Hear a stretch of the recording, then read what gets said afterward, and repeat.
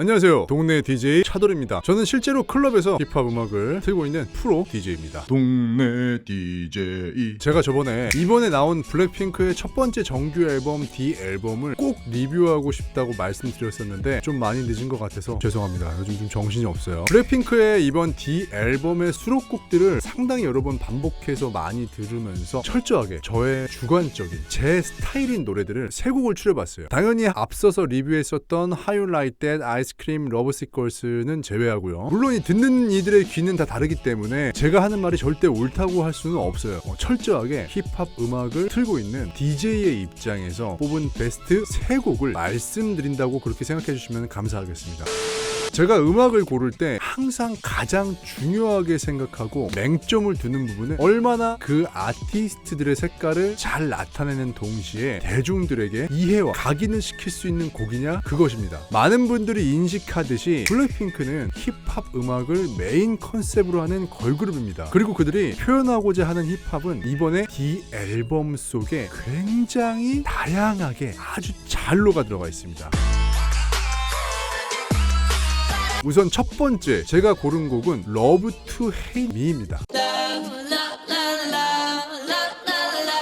이 음악을 고른 이유는 간단하게 얘기하자면 이 앨범에서 가장 아름답다고 느낀 곡이기 때문이에요. 굉장히 세련된 R&B 느낌과 팝 음악계에서 가장 유행하고 있는 미니멀리즘, 트랩 비트의 힙합 음악, 그걸 아름답게 표현을 잘했고요. 무엇보다 중요한 건 블랙핑크의 각각의 멤버들이 가지고 있는 장점들을 너무 심하게 잘 표현한 곡입니다. 첫 번째 도입부의 제니 목소리, 소름이 돋았어요.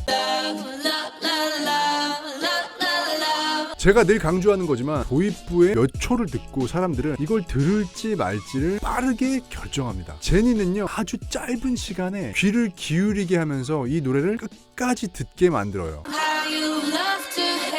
그리고 이 음악에서 로제, 기존의 강렬한 음악에서 들려줬던 방식이 아닌 힘을 쫙 빼고 나른하게 편안하게 노래를 부르는데 귀여운 듯 섹시한 듯 뭔가 굉장히 오묘한 로제의 목소리와 굉장히 단순한 거의 낮은 베이스하고 비트로만 구성됐다고도 볼 수 있는 사운드와 완전히 하나가 되는 걸 알 수가 있습니다.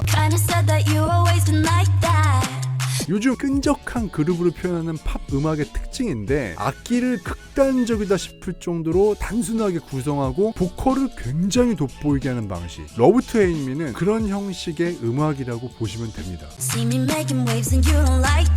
제니의 파트 역시 거의 비슷한 흐름이라고 볼 수가 있는데요. 제니의 보컬은 조금 다르죠. 힘이 실려 있으면서 힘을 주지 않아요. 그러니까 힘을 주지 않고 노래를 부르는 것처럼 보이는데 목소리에 거스를 수 없는 힘이 실려 있어. 이런 부분이 굉장히 많은 사람들이 기대하고 또 기다리는 제니의 매력이 아닐까 싶습니다. 저는 이런 제니가 참 좋아요. 1절에서는 빌드업 도입부에 지수가 노래를 하는데 제가 이 블랙핑크의 여러 노래들을 들으면서 블랙핑크라는 팀에서 어찌 보면은 가장 필요한 목소리가 지수의 목소리가 아닐까라는 생각이 들었어요. 무슨 얘기냐면은 나머지 3 멤버들은 분명히 힙합, R&B에 굉장히 잘 어울리는 목소리라는 말이죠. 지수는 짚어서 얘기하자면은 힙합 음악에 잘 어울리는 목소리는 아니에요. 근데 중요한 건 멤버들 중에 가장 한국적인 색깔이 아주 잘 나타나 있는 보컬이에요. K-팝에 최적화가 돼 있다는 말이죠. 이게 득이라고 보는 분들도 있고 실이라고 보는 분들도 있을 텐데 저는 분명히 득이라고 생각합니다. 왜냐면은 블랙핑크는 어쨌든 K-팝 팀이거든요. 요즘 나오는 많은 팀들이 해외를 염두하고 있기 때문에 K-팝의 색채를 많이 잃었어요. 아니면 일부러 많이 빼든가. 하지만 블랙핑크는 지수라는 멤버로 인해서 K-팝과 힙합 음악의 선을 잘 지켜주고 있습니다. 제가 러브 투 헤이트 미 이 노래를 굉장히 높게 평가한 것 중에 하나가 이 하이라이트 부분이에요. 빌드업으로 분위기를 막 올려요. 그 다음에 한 방에 뚝 떨어뜨리죠. 이 굉장히 매력 있는 포인트예요. 이게 아주 단순한 비트 위에 리사가 목소리를 아주 낮게 깔아주죠. 너무 단순하게 이어지는데 또 듣고 싶어져요. 그게 바로 여백의 미예요. 팝 음악에서 상당히 많이 쓰이는 기법이기도 하고요. 근데 거기서 끝나질 않아. 뒤에 진짜 고조되는 리얼 하이라이트 부분이 있어요. 그러니까 이 노래는 일반적인 흐름으로 진행되는 노래들과는 파트를 각각 다르게 만들었어요. 독특한 포인트가 굉장히 많고 미니멀리즘의 아름다움을 정말 잘 표현한 세련된 R&B 힙합 음악입니다. 두 번째는 Crazy Over You입니다. 이 음악은요, 그냥 사운드가 미친 노래예요. 저 같은 경우는 모니터 스피커를 사용을 하는데 베이스가 표현이 굉장히 잘 되는 모니터 스피커거든요. 근데 다른 노래들보다 이 노래를 듣는 순간 와 진짜 미쳤나 그랬어요. 그만큼 베이스, 좀 더 정확하게 얘기하면은 쿵쿵 킥 사운드, 그거 하나로 절반 이상은 먹고 들어가는 노래예요. 그냥 단순히 쿵쿵 킥 사운드라고 표현하기도 미안할 정도의 엄청난 에너지가 있는 사운드인데 잘 들어보시면 마치 대포를 쏘는 것 같은 그런 표현력이 담긴 사운드죠. 이 정도면 사운드 엔지니어한테 절해야 돼요. 이거 하나로 이 앨범에서 클럽에서 틀었을 때 가장 잘 어울리는 노래가 돼버린 겁니다. 마치 50센트의 디스코 인퍼노라는 노래가 떠올라요.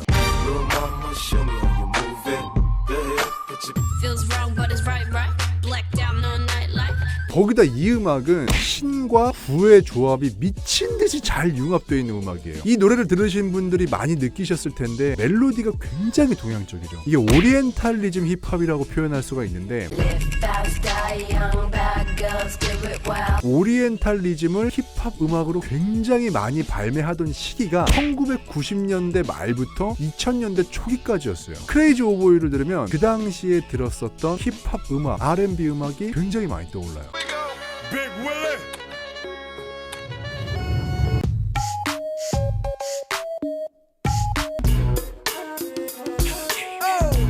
그 당시에 이렇게 동양적인 멜로디에 폭발하는 듯한 킥 사운드로 힙합 음악을 정말 미친듯이 굉장히 잘 만드는 프로듀서가 스카 스토치라는 사람인데, 그 프로듀서가 바로 전설적인 힙합 음악 닥터 드레, 스틸 드레의 프로듀서죠. 그 스카 스토치의 음악을 들어보시면 제 말이 어떤 말인지 이해가 갈 거예요. 사운드면 사운드, 멜로디면 멜로디, 상당히 스카 스토치의 느낌을 많이 따왔어요.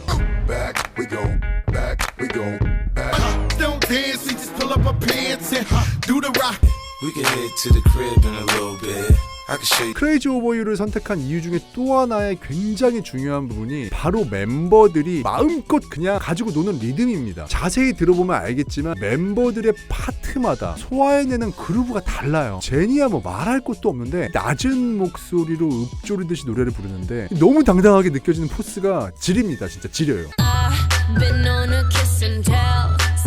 제니가 의도한 감정은 섹시함이 아니라는 걸 알겠는데 그 위에서 노는 듯한 낮은 제니의 보컬의 노련함이 섹시함마저 느껴진다는 말이에요. 이 노래 들으면서 제가 제일 놀란 게 지수가 노래할 때인데, 노래할 때 타는 리듬이 제가 가장 좋아하는 창법, 싱잉랩을 하듯이 리듬을 타면서 노래를 부르는 그 창법. 잘게 쪼개주다가 풀어줄 때는 또 확 풀어주고 또 재빨리 쪼개주고, 이게 왔다 갔다 하는 그 노련함에 놀랬어요. 그리고 리사 정말 랩 잘해요. 이 노래 듣고 또 한 번 깜짝 놀랐어요. 이 잘하는지 못하는지가 딱 티가 나는 이런 힙합 음악, 이런 음악에 티가 나게 잘했어요.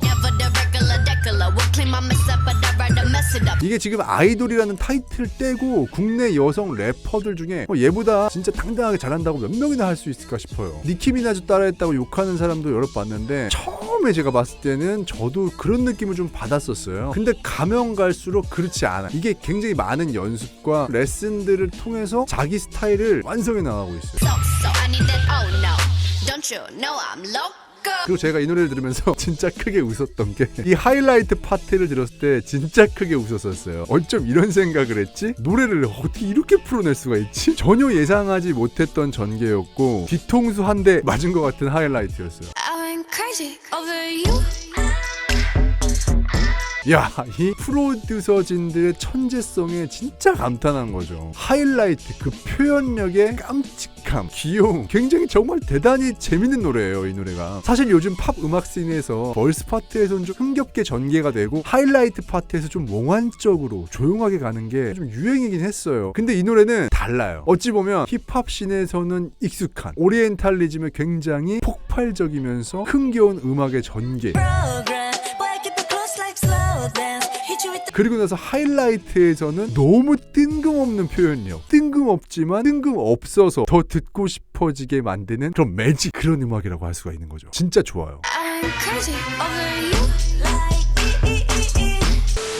세 번째는 좀 의외이실 수도 있어요. 어찌 보면 가장 이 앨범 다른 음악들과 컨셉이 다른 음악, 그래서 제가 느끼기에 더 의미 있게 느껴졌던 음악, You Never Know라는 노래입니다.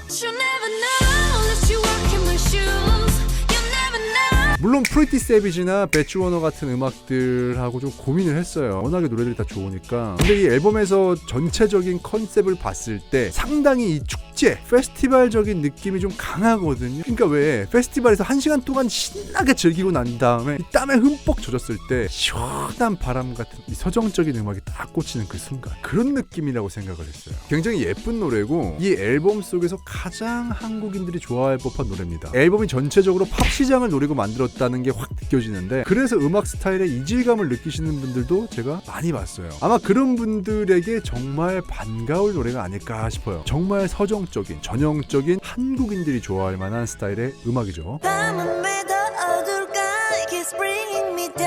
그리고 무엇보다 중요한 건 블랙핑크 멤버들이 하고 싶은 이야기를 풀어낸 음악이라는 점에서 굉장히 좋은 노래로 기억이 됐습니다. 사실 이 음악이라는 걸 듣다 보면, 특히나 요즘 세상에 쏟아져 나오고 있는 음악들을 듣다 보면 피로함을 느낄 때가 많아요. 자극적 가사에 자극적인 사운드, 메시지가 그렇게 크게 많지 않은 그런 음악들이 굉장히 많이 쏟아져 나오고 있죠. 물론 대중음악 산업에 있어서 모든 음악이 메시지를 담아야 하는 건 아니에요. 근데 그런 음악들을 계속 듣다 보면 피로함을 느끼거든요. 그렇게 피로함을 느끼다가 이렇게 진솔한 메시지를 담고 있는 음악을 접하면 감동이 2배, 3배, 4배가 되어버리는 거죠.